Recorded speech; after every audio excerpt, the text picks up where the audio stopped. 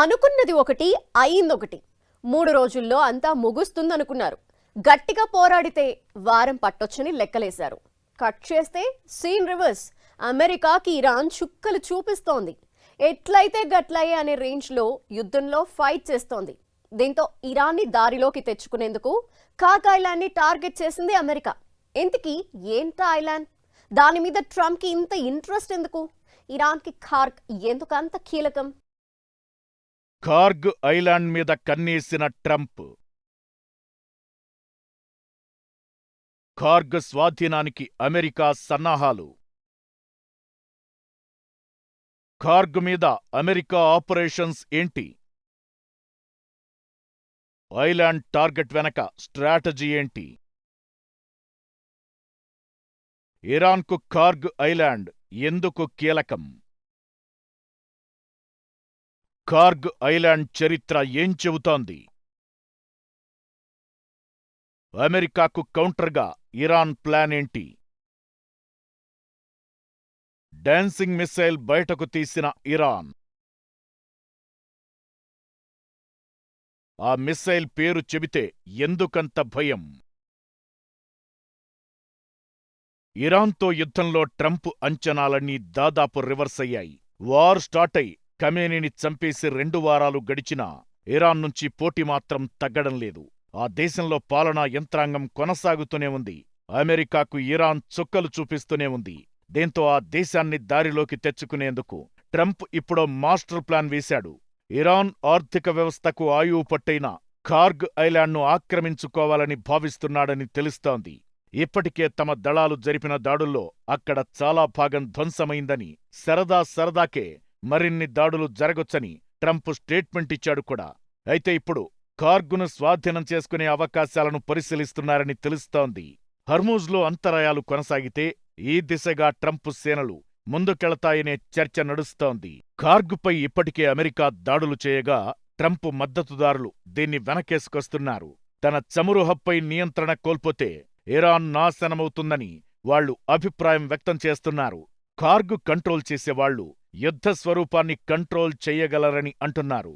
ఆ ఐలాండ్ను స్వాధీనం చేసుకునే ఆపరేషన్ 4 దశల్లో జరగొచ్చనే చర్చ నడుస్తోంది. ముందు ద్వీపంలోని ఇరాన్ రాడార్లు, గగనతల రక్షణ వ్యవస్థలు, యాంటీ క్షిపణుల బ్యాటరీలపై భారీగా దాడులు జరగొచ్చు. దాని ద్వారా గ్రౌండ్ ఆపరేషన్ చేసే దళాలకు ప్రమాదం తగ్గుతుంది. తరువాత ఐలాండ్లో ఉత్తర భాగంలో ఉండే ఎయిర్ స్ట్రిప్ను స్వాధీనం చేసుకోవడంపై దృష్టి పెడతాయి. అది ఐఆర్జీసీ నియంత్రణలో ఉంది. దాన్ని స్వాధీనం చేసుకున్న తరువాత C-130 సూపర్ హెర్క్యులస్, చినూక్ హెలికాప్టర్లతో యుఎస్ దళాలను తరలించే అవకాశముంటుంది. ఆ తరువాత చమురు నిల్వ క్షేత్రాల లాంటి మౌలిక సదుపాయాలను స్వాధీనం చేసుకునే దిశగా అవి కదులుతాయి. చివరి దశలో ల్యాండింగ్ ప్లాట్ఫామ్ డాక్స్ నుంచి మరిన్ని దళాలను తరలిస్తారు. ఇరాన్ ఇంధన రంగానికి ఖార్గ్ ఐలాండ్ చాలా కీలకం. ఆ దేశ చమురు ఎగుమతుల్లో 90% పైగా ప్రాసెస్ చేసేది అక్కడే. ఇది పర్షియన్ గల్ఫ్ ఉత్తర భాగంలో 8 కిలోమీటర్ల పొడవు, 4 కిలోమీటర్ల వెడల్పు విస్తీర్ణంలో ఖార్గ్ ఐలాండ్ ఉంటుంది. దీన్ని ఇరాన్ కిరీటరత్నమని ట్రంప్ పిలుస్తుంటాడు. ఈ ఐలాండ్లోని మౌలిక సదుపాయాలు, చమురు నిల్వ ట్యాంకులు, లోడింగ్ టెర్మినల్స్, పైప్లైన్లు ముడి చమురు రంగానికి కీలకంగా పనిచేస్తాయి. ఈ టెర్మినల్ అబూజర్, ఫోరౌజాన్, డోరూడ్ అనే 3 ప్రధాన ఆఫ్షోర్ స్టేషన్స్ నుంచి ముడి చమురు సేకరించి దాన్ని పైప్లైన్ల నెట్వర్క్ ద్వారా సముద్ర తీరంలోని ప్రాసెసింగ్ యూనిట్లకు రవాణా చేసి నిల్వ చేస్తారు. అక్కడ్నుంచి ప్రపంచ మార్కెట్లకు రవాణా చేస్తారు.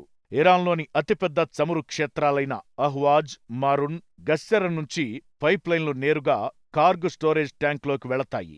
ఇక్కడ్నుంచి ప్రతి సంవత్సరం దాదాపు 95 కోట్ల బ్యారెళ్ల ముడి చమురును రవాణా చేస్తారు. ఇరాన్ ప్రభుత్వానికి, సైన్యానికి నిధులు సమకూర్చడంలో ఖార్గ్ ద్వీపం కీలకం.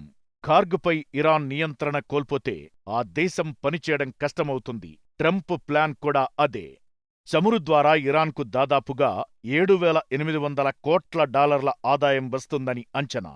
అందులో 90% అంటే దాదాపుగా $7,000 కోట్ల అంటే 6.5 లక్షల కోట్లు. దీన్ని స్వాధీనం చేసుకుంటే ఇరాన్ను ఆర్థికంగా దిగ్బంధించినట్లవుతుందని, అప్పుడా దేశం దారిలోకి వస్తుందనేది ట్రంప్ ఆలోచన. కార్గు దీవిలో భద్రపరిచే చమురు నిల్వలను కాపాడ్డానికి ఇరాన్ అక్కడ సైనిక స్థావరాలను ఏర్పాటు చేసింది. అమెరికా దాడులు చేసింది వాటిపైనే. అమెరికా ఎన్ని హెచ్చరికలు చేసినా, ట్రంప్ ఎన్ని వార్నింగ్స్ ఇచ్చినా ఇరాన్ మాత్రం తగ్గేదలే అంటోంది. తన దగ్గర ఉన్న అత్యాధునిక ఆయుధాలను బయటకు తీస్తోంది. దీంతో యుద్ధం కొత్త మలుపు తీసుకునే అవకాశాలు కనిపిస్తున్నాయి. కార్గిలాన్ని స్వాధీనం చేసుకునేందుకు అమెరికా సన్నాహాలు చేస్తున్న వేళ ఇరాన్ అదే రేంజ్లో అగ్రరాజ్యానికి సవాల్ విసురుతోంది. సరికొత్త ఆయుధాలని బయటికి తీస్తోంది. మోస్ట్ డేంజరస్ డాన్సింగ్ మిసైల్ ని సంధిస్తోంది. ఇంతకీ ఏంటి క్షిపణి? దీని ప్రత్యేకతలేంటి? ఇరాన్ దూకుడుతో యుద్ధం మరింత ముదరటం ఖాయమా? కార్గును కంట్రోల్ చేస్తే యుద్ధాన్ని కంట్రోల్ చేయొచ్చని అమెరికా భావిస్తోంది. అయితే ఆ ఐలాండ్కు సంబంధించి ప్రస్తుతానికి ట్రంప్ ఎలాంటి నిర్ణయం తీసుకోలేదని, హర్మూజ్ను తెరిచే ప్రయత్నాలు నిలిచిపోతే మాత్రం తమ ఆలోచన మారొచ్చని అమెరికా ప్రభుత్వ పెద్దలు ఇరాన్కు వార్నింగ్ ఇస్తున్నారు. అయితే తమ దేశంలో అమెరికా భూతల దాడులకు సిద్ధమైతే ఇరాన్ ప్రతీకార దాడులకు దిగే అవకాశముంది. గల్ఫ్ దేశాల్లోని చమురు పైప్లైన్లను, మరీ ముఖ్యంగా సౌదీ అరేబియాలోని చమురు క్షేత్రాలను టార్గెట్ చేయొచ్చనే ఆందోళన వ్యక్తమవుతోంది. దీనికి మరింత బలం చేకూర్చేలా ఇప్పుడు సరికొత్త ఆయుధాన్ని బయటకు తీసింది ఇరాన్. మార్చి 15న జరిపిన దాడుల్లో సెజ్జిల్ సహా అత్యాధునిక క్షిపణులను ప్రయోగించింది. యుద్ధం మొదలైన తరువాత సెజ్జిల్ క్షిపణులను టెహ్రాన్ యూజ్ చేయడం ఇదే మొదటిసారి. సెజ్జిల్, అషూరా లాంటి పేర్లతోనూ పిలుస్తారు. దీనికి డాన్సింగ్ క్షిపణి అని కూడా పేరు. సెజ్జిల్-2 అనేది ఘన ఇంధనంతో పనిచేసే 2 దశల బాలిస్టిక్ క్షిపణి. దాదాపు 700 కిలోల పేలోడ్ల సామర్థ్యం కలిగి ఉండే ఈ క్షిపణి 2000 కిలోమీటర్ల పరిధిలోని లక్ష్యాలను చేరుకోగలదు.